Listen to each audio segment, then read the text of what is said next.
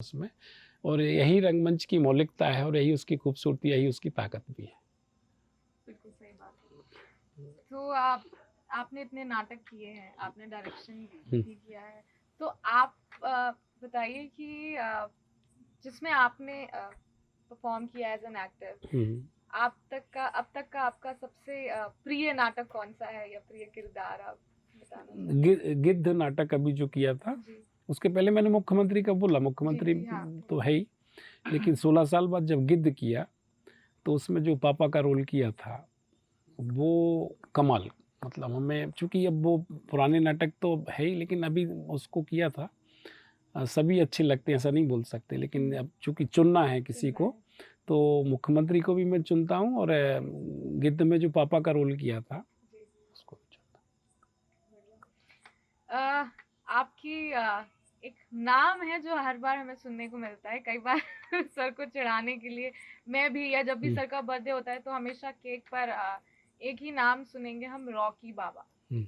तो सर आप खैर हम जानते हैं, कुछ जो लोग यहाँ बैठे हैं मौजूद हैं, कि थोड़ा कुछ तो हमें पता है, पर थोड़ा और हम इसके बारे में जानना चाहेंगे कि ये जो रॉकी बाबा नाम जो है सर, ये ये कहाँ से ये आया कुछ है? नहीं है, ये नाम वाम रॉकी मोकी बाबा कुछ नहीं। ये लोग क्या करते हैं, हमारे जो स्टूडेंट है ना, जी ये सब मस्ती मजाक में नाम रख लेते हैं और एंजॉय करते हैं और कुछ नहीं।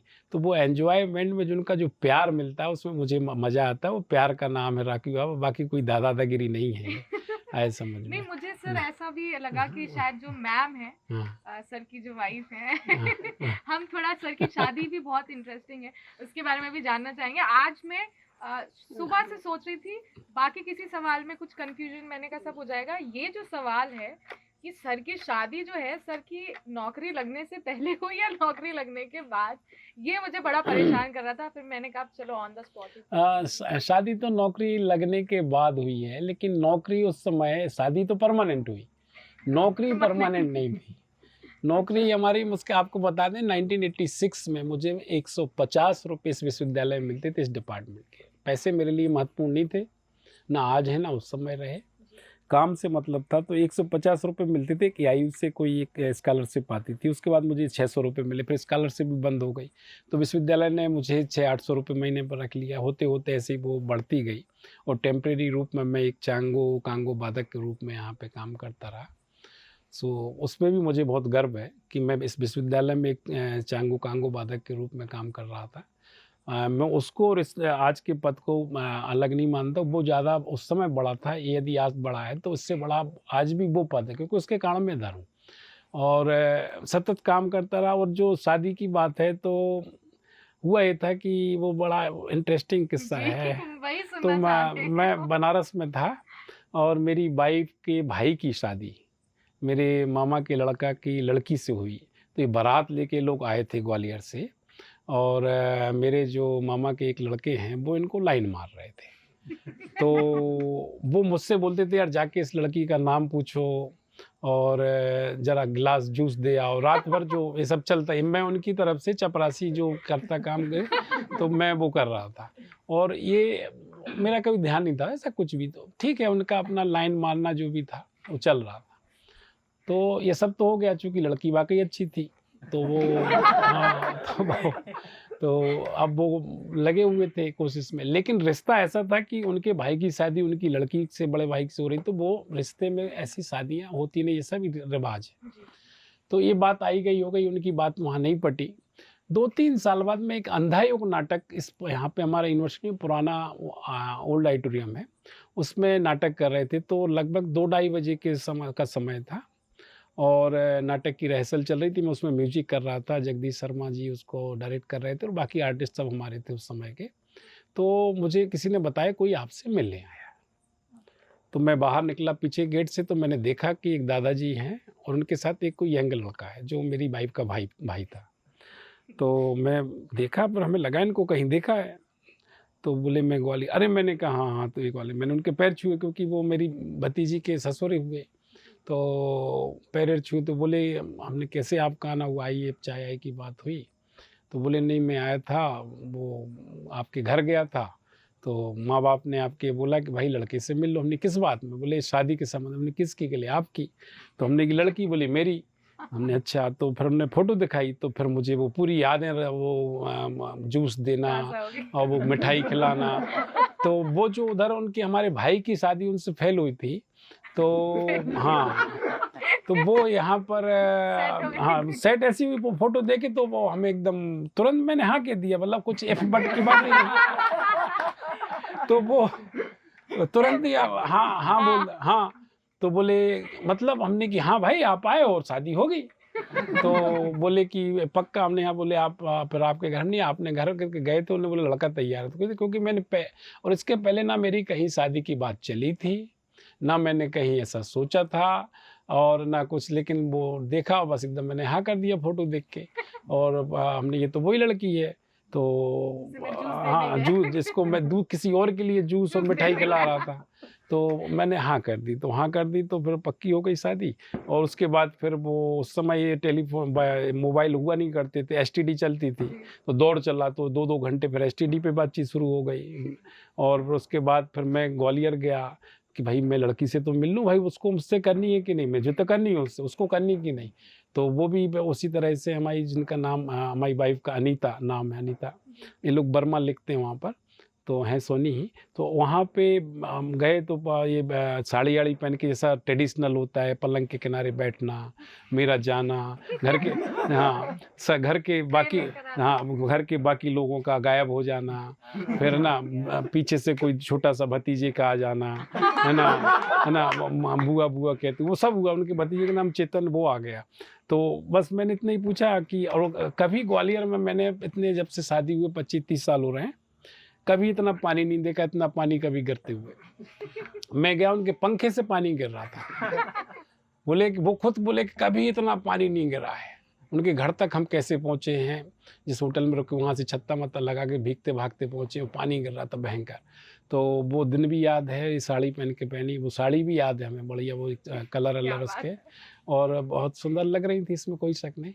अब वो हाँ, अब वो तो हो ही गई थी।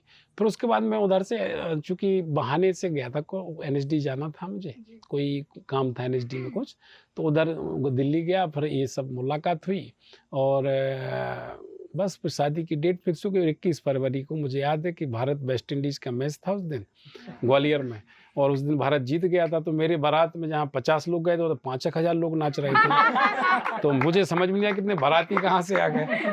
तो बाद में देखा कि वो अपने हमारे कुछ स्टूडेंट, कुछ टीकमगढ़ के, वो संजय श्रीवास्तव एनएसडीएन जो है, वो उसके साथ 50 सब लोग नाच रहे हैं। पर हमने यार तुम लोग आ कैसे गए? बोले कि बारात में आए हैं। तो बोले बाद में पता चला कि वो वेस्ट इंडीज़ और इंडिया का मैच देखने गए थे। अब शाम को खाना की व्यवस्था नहीं, तो बारात में शामिल थे। तो वो लोग का सब बड़ा आनंद था, मज़ा था। क्या तो बात वो भी एक घटना बड़ी गज़ब की है। तो ऐसे शादी हुई, हुई सो हुई फिर क्या है। अब 2 बच्चे हैं, एक अभी शांतनु जो है एमबीए कर रहा है, नक्षत्र छोटा वाला वो बीटेक कर रहा है, और हम जहाँ के तहाँ 1981 में जहाँ इधर आए थे, और तो यहीं। और एक मेरा यूनिवर्सिटी से बहुत अच्छा आपको बोल दें, 1981 से नहीं, मेरी उम्र अभी लगभग 59 या 60 के लगभग होने जा रही है। तो मेरा इस यूनिवर्सिटी से संबंध 55 वर्ष का है, लगभग 55 ईयर्स का। मैं जब 5 साल का था, तो यूनिवर्सिटी आया करता, क्योंकि मेरे फादर की कैंटीन यूनिवर्सिटी में थी। एक ही कैंटीन हुआ करती थी उस समय, सोनी कैंटीन। और बहुत लोग बताते हैं बहुत बड़ी कैंटीन थी यहाँ, एक ही कैंटीन थी। और मुझे इतना याद है कि एनसीसी का नाश्ता आता था, तो मैं बड़े बाज़ार जहाँ घर था उधर से हाथ ठेला पे बैठ के, जिसमें एक में समोसे, बिस्किट, बालूशाही, केले, तो मैं उस हाथ ठेले पे बैठ के, तो यूनिवर्सिटी में लगातार 1900 मतलब कहेंगे 55 साल पहले से, मतलब मैं लगातार आ रहा हूँ, यहीं स्टूडेंट, यहीं पढ़ाई हुई, यहीं मेरी सर्विस हुई, और मैं कहीं बाहर मैंने कोशिश भी नहीं की, ना कभी गया। सर इसके अलावा जैसे कि हम सारे स्टूडेंट हैं, तो हमें पता है कि आपका म्यूज़िक की तरफ एक काफ़ी रुझान जो है आपका एक अलग किस्म का है। चाहे वो माउथ ऑर्गन ले लें हुँ, या आपकी कव्वाली ले लें, जिसके लिए हम हमेशा कहते रहते हैं कि सर कव्वाली सुनाइए। और तो आपका म्यूज़िक की तरफ कैसे इतना ज़्यादा इंटरेस्ट डेवलप हुआ या वो थिएटर का ही हिस्सा है, चूँकि हम लोग बताए ना कि डॉक्टर हरीश सिंह गौर विश्वविद्यालय, जो उस समय सागर विश्वविद्यालय, हम लोग एक गौर ऑर्केस्ट्रा चलाया करते थे, जो स्टूडेंट्स के द्वारा ही संचालित होती थी। जी। और पूरा इंस्ट्रूमेंट, चाहे वो ड्रम हो, मैं ड्रम भी प्ले करता हूँ, एकॉर्डियन हो, गिटार हो, सारे इंस्ट्रूमेंट इस डिपार्टमेंट में आज भी हैं और आज भी उसी तरह काम होता है। तो पहले ऑर्केस्ट्रा होती थी तो वो एक रुझान तो था ही शुरू से, और हम लोग बेसिकली म्यूजिक से ही रहे हैं, मतलब सुगम, मतलब क्लासिकल से कोई लेना देना नहीं रहा है। तो सिने संगीत हम लोग यहाँ पे ऑर्केस्ट्रा के रूप में स्टूडेंट सब सारे इकट्ठे होकर हम लोग गौर जयंती पर प्रोग्राम और अदर जो भी ऐसे ओकेज़न आते थे, स्पेशल कोई ऐसा जंक्चर है उसमें हम लोग प्रोग्राम करते थे। तो वही रहा। और जहाँ तक कव्वाली की बात कही आपने, तो एक बार नैक की टीम में या कोई यूजीसी की टीम आई थी यूनिवर्सिटी में, उस समय प्रोफेसर डीपी सिंह साहब कुलपति थे। उन्होंने बोला कुछ नया प्रोग्राम कुछ ऐसा करना राकेश की, थोड़ा सा उनको बड़ा। तो मैंने पता किया, उसमें जो मेंबर थे वो लगभग उसके चेयरमैन थे वो नॉर्थ साइड के थे, मतलब पंजाब साइड से थे। तो मैं समझ गया कि इनका टेस्ट जो होगा वो सूफियाना होगा। तो मैंने एक कव्वाली उस समय जो हम लोग स्टूडेंट लाइफ से कुछ सुना करते थे, साबरी ब्रदर्स पाकिस्तान की, प्यार के मोड़ पर, उसकी भी अपनी क्या कहानी, प्यार के मोड़ पर, जो मैंने अपनी बीवी की बात कही ना अभी, तो उस समय जो बनारस में शादी ब्याह में रात में जो संगीत हो रहा था उसमें मैंने प्यार के मोड़ के प्यार में कव्वाली गाई थी। तो वो मेरी कुछ तैयार थी और वो गा तो रहा था मैं अपने भाई साहब के लिए कि इनका लफड़ा सब ठीक हो जाए, लेकिन वो प्यार के मोड़ पर मेरे ही ऊपर आया पूरा। और वो एक उसकी कहानी है। तो वो कव्वाली का एक शौकिया था, लेकिन देखिए कहाँ से वो यात्रा शुरू होती है कि वो कब हम लोग गाते थे, और कव्वाली गाते गाते कव्वाली का थोड़ा सा 2-3 कव्वाली हम लोगों ने गाई। और जो अभी पिछले 4-6-8 साल से जो हमारे नए स्टूडेंट हैं, जैसे कि म्यूजिक डिपार्टमेंट में यश गोपाल है, पार्थो घोष है, और उनके और भी बच्चे जो हैं, उन लोगों ने उसमें इंटरेस्ट लिया। और एआईयू ने एक कंपटीशन स्टार्ट कर दिया पिछले 6-8 सालों में, qawwali national qawwali youth festival. तो ये बड़े गर्व से हम कह सकते हैं, बड़ा हम लोग को इस पे नाज होना चाहिए कि हमारे विश्वविद्यालय के जिनका नाम लिया, एस गोपाल है, पार्थो घोष, और भी जो स्टूडेंट हैं उसमें अतुल पथरोल है, और अभी तो संजय है, और भी मैकलिन वगैरह बहुत से बच्चे हैं। तो ये सारे बच्चों ने जो उसमें एक मुकाम पे उसको कव्वाली को पहुंचा दी, मतलब कोई कल्पना ही नहीं कर सकता कि सागर विश्वविद्यालय की टीम इस तरह से। लास्ट ईयर उन्होंने अभी मतलब दिल्ली नोएडा शारदा यूनिवर्सिटी में जो कंपटीशन, उसमें उन्होंने नेशनल कव्वाली प्रतियोगिता इंटर यूनिवर्सिटी में 2nd प्राइज लिया। तो कहाँ यात्रा शुरू होती, कहाँ से वो धीरे से बच्चों में जाती है, स्टूडेंट्स में शेयर होती है, फिर वो अपनी मेहनत से उसको ले जाते हैं, उनकी मेहनत है वो पूरी। तो ये जो कलर्स हैं, यही मतलब थिएटर में, यही म्यूजिक में, तो ऐसे ही मुझे कहीं से मिला होगा म्यूजिक। तो मैंने हमारी कहीं यात्रा हो सकता है बचपन से वो जो देखो ये गॉड गिफ्ट होती है, इनबिल्ट होता है, एक म्यूजिक सेंस होता है, एक जो भी चीज़ होती है थिएटर जो भी कल आर्ट का है, ये एक गॉड गिफ्ट होती है, कहीं ना कहीं आपको इनबिल्ट होता है, आपको प्लेटफॉर्म की जरूरत पड़ती है। मुझे याद है कि मैं बहुत छोटा था, तो मेरी माँ जो अपने यहाँ कल्चर होता है ना कि शादी विवाह में जो महिला संगीत होता है, तो उसमें ढोलक बजाती थी, और वो बहुत फेमस थी ढोलक बजा लेडीज में, हमें इतना याद। मैं उनके साथ उंगली पकड़ के जाता था, बच्चा ही था। तो कहीं ना कहीं उधर से भी कहीं हमारे अंदर रिदम आई होगी, फिर कहीं और से कुछ आया होगा। तो धीरे धीरे हम जब कहीं पहुंचते हैं तो बहुत बड़ी यात्रा होती है, वो आपको कहाँ से क्या मिल रहा है, क्योंकि रिदम, म्यूजिक सेंस, ताल, ये सब जो है आपके अंदर कहीं आपके संस्कार में ही इनबिल्ट होते हैं। तो आपका जो पूरी यात्रा होती है उसमें बड़ा हिस्सा होता है। आप किसी से आप सीख रहे हैं वो इम्पोर्टेंट है, लेकिन आप में वो सेंस पहले से होता है। आपने हमने कई बार सुना, अभी इससे पहले हम चर्चा कर रहे थे तो आपने बिस्मिल्लाह खान साहब का हाँ, चर्चा की। ये वो मुझे लगता है ये बहुत बड़ी बात है कि चूंकि मैं बताया कि मेरा जन्म बनारस में हुआ, तो घर मेरे जो है माँ जो है बहुत जौहरी, एक मतलब हीरा तराशने का काम करती थी। उनके यहाँ वही काम होता था, हीरा तराश। बहुत बड़ी फैमिली, हवेली, फेमस हवेली, काट की हवेली। मैं भी इस इंटरव्यू में बोल रहा हूँ, जो बनारस के लोग सुनेंगे वो भी जान जाएंगे मैं किस फैमिली की बात कर रहा हूँ। मैं उस फैमिली, काट की हवेली फेमस हवेली उधर पर बनारस में। और कोई भी उस एरिया में जब जाता है गोलघर के पास, तो वो किसी से पूछ लो पहुँच। तो उस हवेली में मेरा मतलब कबीर चौरा अस्पताल में जन्म हुआ। एक कहानी इससे जुड़ी और बताऊंगा, बहुत इंटरेस्टिंग है, और ये बहुत इस इंटरव्यू का सबसे अच्छा पॉइंट होगा। तो कबीर चौरा याद रखना, तो अस्पताल का वो भी। तो बिस्मिल्लाह खां साहब चूँकि वहीं मंगला गौरी का जो मंदिर है रामघाट के पास, उसमें रियाज करते थे।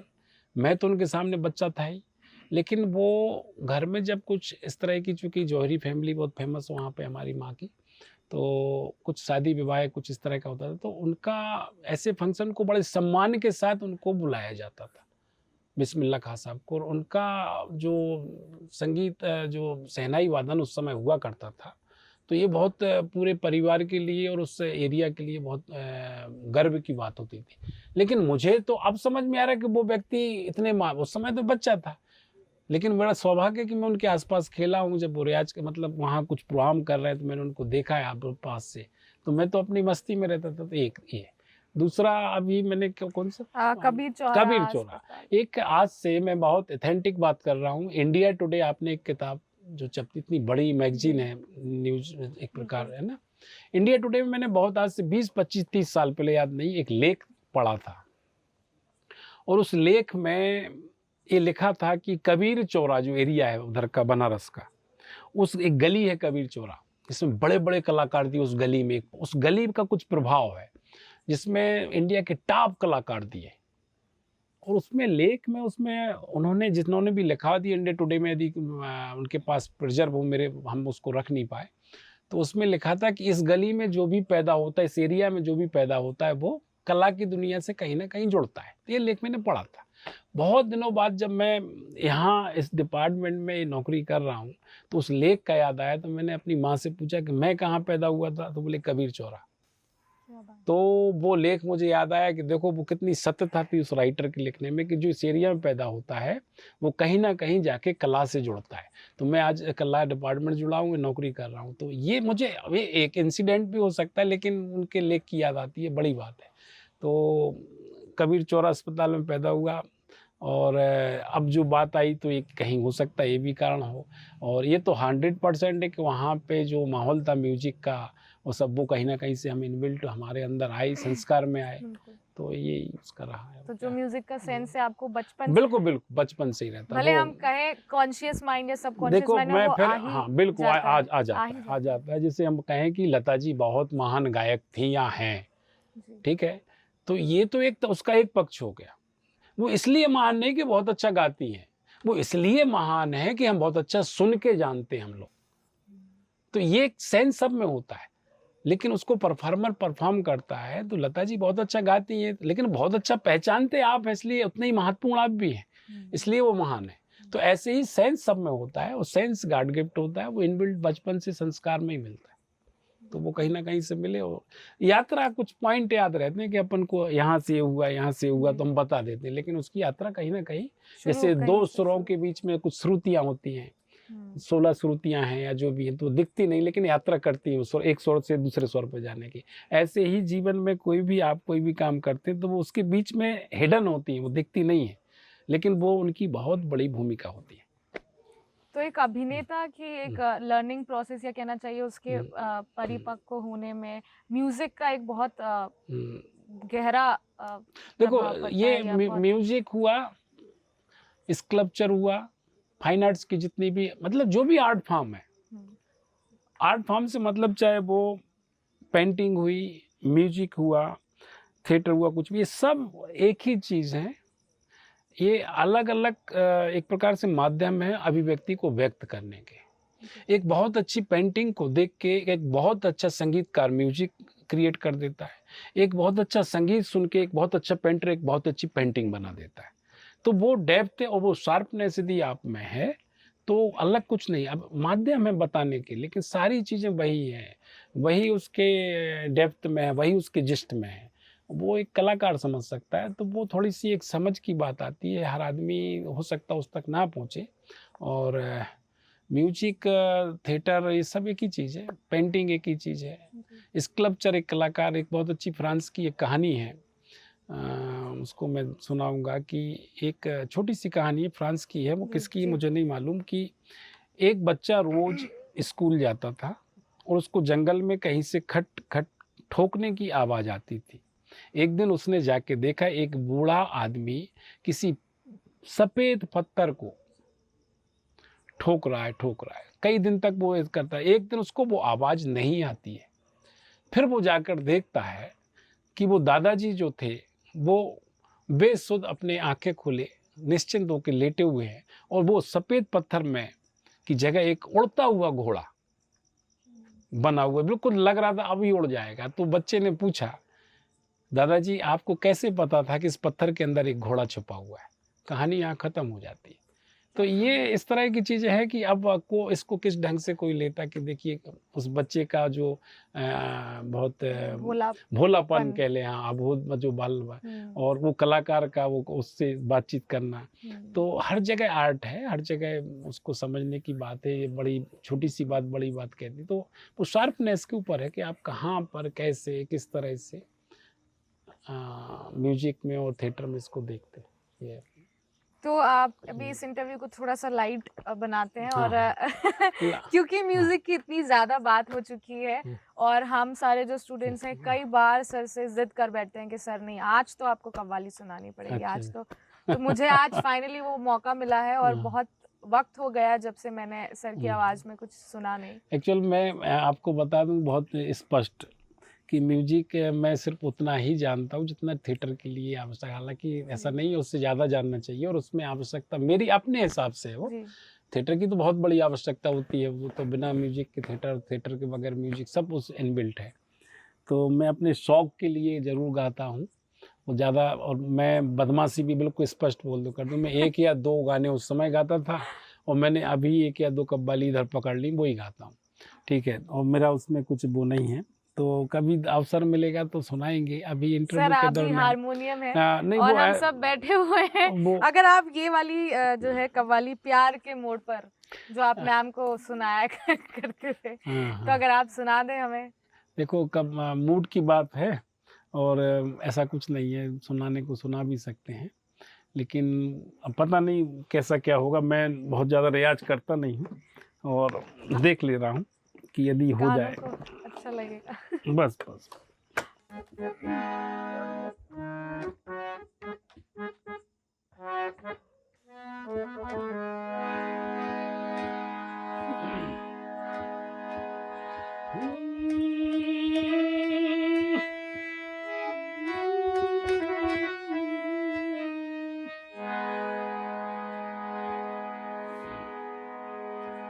तो ऐसे ही थोड़ा बहुत तकदीर में मेरी